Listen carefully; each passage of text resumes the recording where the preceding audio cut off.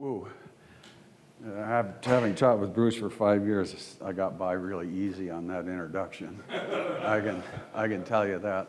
So the first thing is that the topic, so the public opinion and this issue of billionaires versus rural people, we don't actually have a poll on the Mountain West and the other states, but I was talking to Bruce last night, and we have funded, and so next year's conference we'll be able to actually do something on public opinion in these states on the issues that we've talked about. What is the issue? So, but at this point we don't, so I'm going to talk more about the politics of that. So people talked about that yesterday, but if you look at the numbers, so I'm going to start with 1980 for a reason. These things, they're never any good for old people. So you can see that the Pacific, these three, Washington, Oregon, and California in 1980 were 31 million people. There are 52 million people today. The Mountain West states doubled from 1980 to 2018, there were 25 million people, and Texas and Oklahoma doubled from 17 million to 34 million. The Rocky Mountain states were here. This you can see, this is the growth from 1960, but take 1980. Growth in the United States, and you can see that growth in the Rocky Mountain states exceeds that. So what happened politically?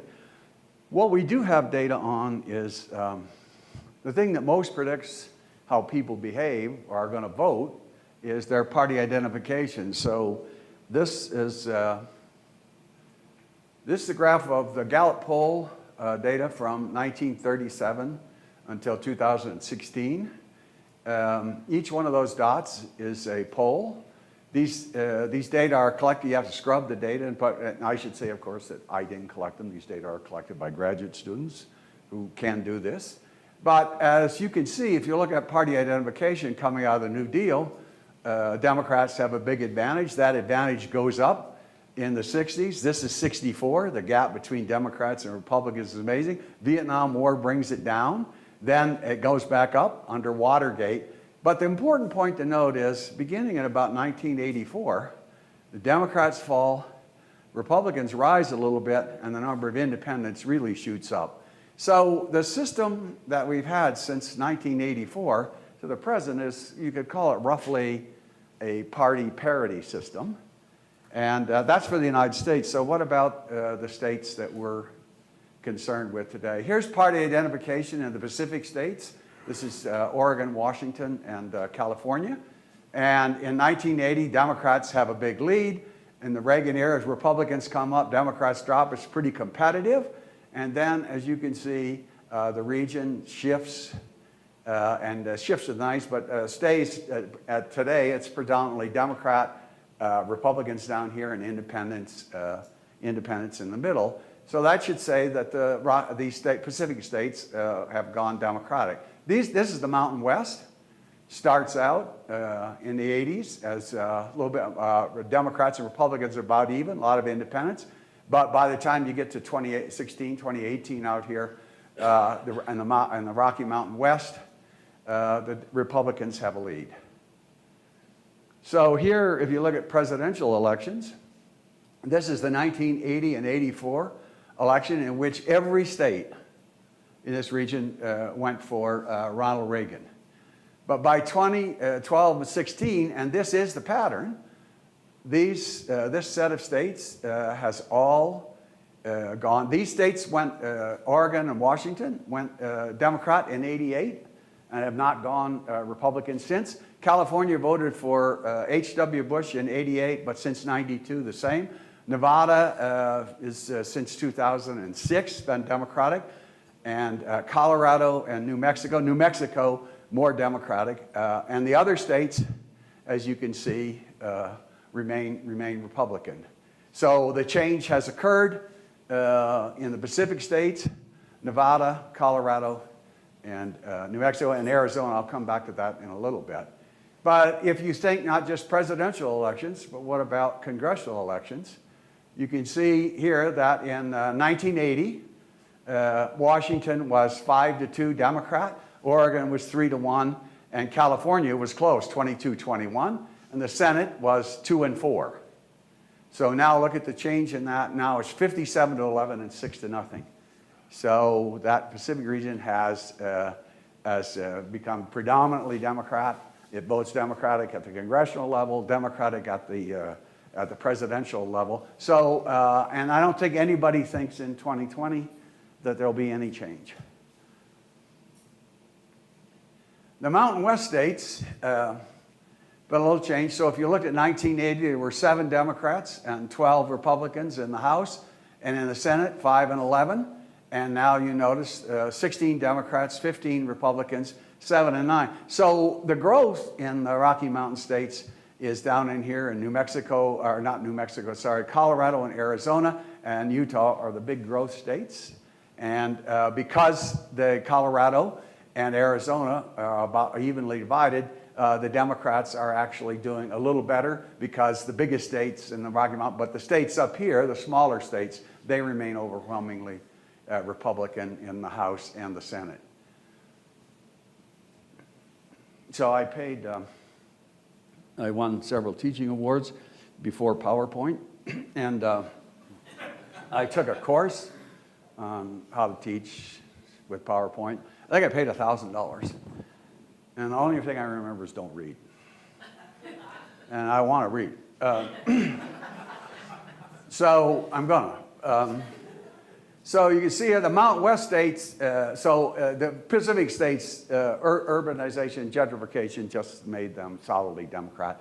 The Rocky Mountain states, New Mexico became solid Democrat. Colorado and Nevada moved from Republican to lean Democrat in both presidential and congressional elections. And Arizona moved to competitive from solid Republican. Now Montana remains leaning Republican, but has a pattern of a Democratic senator and a Democratic governor. The races are close. Presidential races are close. But Utah, Wyoming, and Idaho remain Republican. Now, if we include, and that sounds like it's all anti-Democrat, but then when you add Texas and Oklahoma, you get a different picture. Here's party ID in 1980, as you can see, huge Democrat, very few Republicans.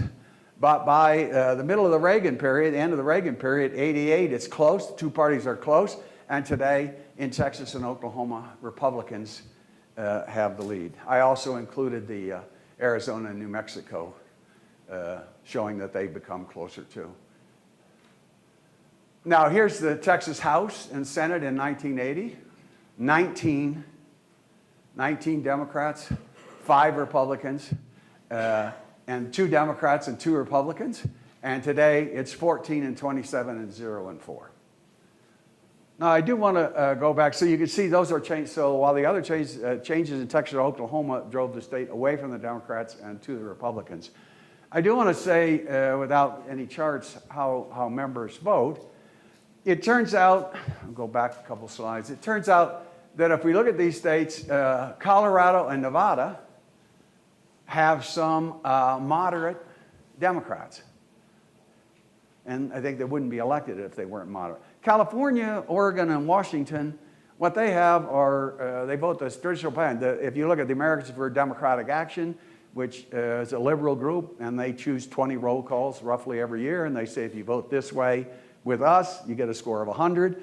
The California Democratic delegation averages 90, and the California Republican delegation averages 2.4. But there are some moderate Democrats in the Valley, and they tend to vote, Bruce, I wonder why that was, Bruce pointed out to me last night, on environmental issues. Because they're in the Valley and there are agricultural issues, they sometimes tend to vote against the pure Democratic positions on the environment. But in Arizona, the Democrats who win tend to the senator, the recent Democratic winner in the Senate, she had a House score of about 70, so she's willing to compromise on issues. So in the states that are competitive, which is Arizona, New Mexico, and Colorado, you do get some moderate Democrats who have scores from 65 to 80, and that's different. But in in Texas and Oklahoma, there are the average score for Texas Republicans is 1. there was one Republican who voted on one, he had a score of 5. Democrats, there are a handful of Democrats who actually win in districts that voted for Trump, and their scores are around 65, 70. So, and I think it's important to note that those Democrats in Colorado and Arizona and the states that are competitive, Nevada, they're crucial for a Democratic majority in either the House or the Senate. And the House and the Senate, these seats are crucial. And the Republican seats in California were crucial for the Democrats. They took, what, 7 seats, Bruce? 8? They took 7 seats in the 2018 midterm elections. Those seats are, again, crucial for, we don't know how those people who took over, there were 7 Democrats who won Orange County in those areas. We don't know how they're going to vote yet, but we'll see. My guess is they'll be a little bit more moderate than the other Democrats.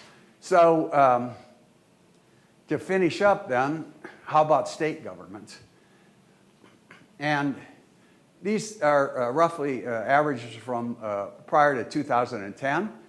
And what you see is these, prior to 2010, both Washington and Oregon were Democrat. And Democrat means, trifecta means they have the governor, they have the House, and they have the Senate. California was divided. Montana and Wyoming were divided. These 3 states, Idaho, Utah, and Arizona, they were Republican, and so on. But the point to make is there was a lot more divided government. A lot more divided government prior to 2010. So there were 4 Democratic governments, 4 Republican governments, and 5 divided. And now look what you have. Like the country has shifted out, so now you have 6 Democratic governments, 6 Republican, and when I say Democrat, it means all, House, Senate, and governor, all Democrat, 6 Republican, and you have 1 divided government, which is Montana, because the governor is a Democrat. So the bottom line is that the regions that are covered by the Lane Center have changed. Some of those changes seem to be permanent. The change of the Pacific West states, that looks like it's permanent. I wouldn't predict any changes over the next decade or so. And Texas and Oklahoma, not likely to change. Oklahoma, much less likely. Texas, some chance given the demographics. But the Mountain West states, they appear to be divided in this way with New Mexico now, I think, a Democratic state. Colorado and Nevada lean Democrat. Nevada has now 2 Democratic senators. So I think those are trends given the population moving in. It's the same. Utah seems to be somewhat of the opposite of that. They do have 1 Democratic member of the House now, but the fact is that Utah grew 383% from 1980 to 2018. So the pattern is these changes follow the U.S. pattern where states get divided, locked in, and that's what we seem to have. The only states that are competitive are these 3 plus Montana. So I will take questions. I was told to talk for 14 minutes, and I did. Rare. Usually it takes me 10 minutes to clear my throat. Questions? Yes. Oh, sorry. Go ahead. I wanted to hear a little bit about your analysis for why a shift happened between the 70s and the 90s, particularly thinking about Texas and Oklahoma and some of these rural states. So what was the base of Democratic political power and what Thank God changed? I can answer that. What happened, I charge for it, but I don't have them with me. What happened was a sorting. If you looked at the Democratic Party in 1980, so you asked the question, do you consider yourself a liberal, a conservative, or a moderate? 40% of the Democratic Party were people who said they were conservative. And what happened is, over the Reagan presidency, those conservatives, not just in the South, but all across the country, people who were conservative, moved into the Republican Party, and liberals in the Republican, and there were liberals, Rockefeller, Scranton, et cetera. You can't, if you're teaching Stanford undergrads, There are no examples that are relevant since they were born about a week ago. But the point is, there were liberal. They sorted into the Democratic Party. So what happened in the United States is you have parties that are more like the European parties, i.e., Democrats are now 75% liberal, 25% moderate, and the Republicans are about 80% conservative, 20% moderate. There are no conservatives to speak of in the Democratic Party, and there are no liberals. So you can't get those, it's very hard to get cross-partisan. And the second thing that's happened is, because the elections are so close, there is very little incentive for members of either party to compromise.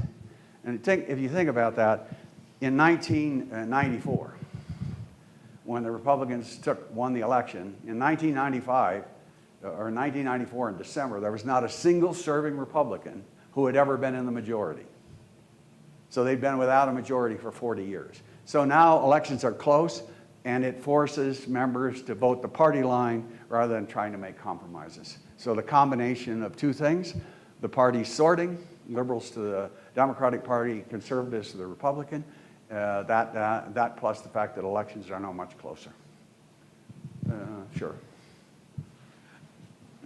I got it, so let me. Oh, sorry. It's intercepted. So I lived in Texas for a long time before I got my current job, and during the 90s and the 2000s when I was there, it was extremely Republican, extremely conservative. I'm predicting either 2020 or 2024, Texas is going to flip, primarily because of demographics. You know, they're a majority-minority state. Do you agree with me? No. I